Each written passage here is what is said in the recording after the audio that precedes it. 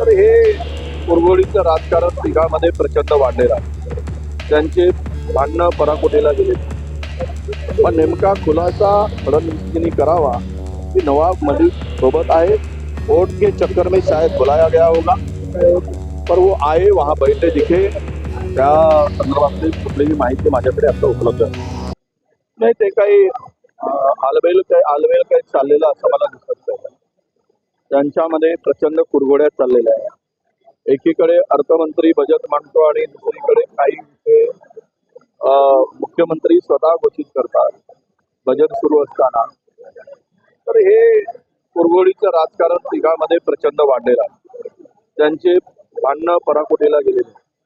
आता जर उमेदवार निवडून आणायचं असेल तर मला म्हणजे नवाब मलिकांच्या मताची गरज आहे म्हणून कदाचित बोलवलं असणार.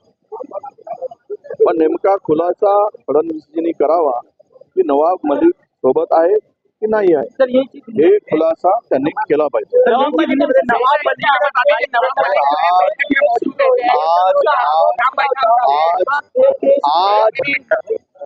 आज जो नवाब मलिक जी राष्ट्रवादी की मीटिंग में दिखे, उसका खुलासा बीजेपी और बीजेपी नेता देवेंद्र जी फडणवीस ने करना चाहिए.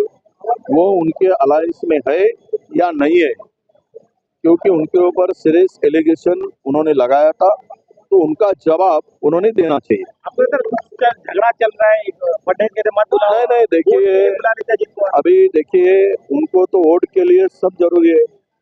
वोट के चक्कर में शायद बुलाया गया होगा, पर वो आए वहां बैठे दिखे, तो इसका खुलासा भी होना चाहिए.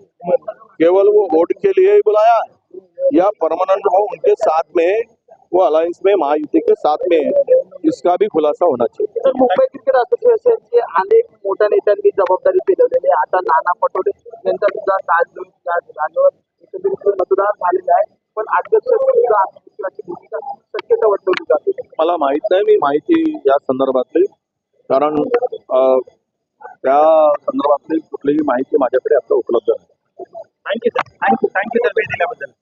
आमच्या विदर्भ टाइम्स यूट्यूब चॅनेलला सबस्क्राईब करा आणि बेल आयकॉनला क्लिक करा आणि रहा आमच्या सोबत अपडेट.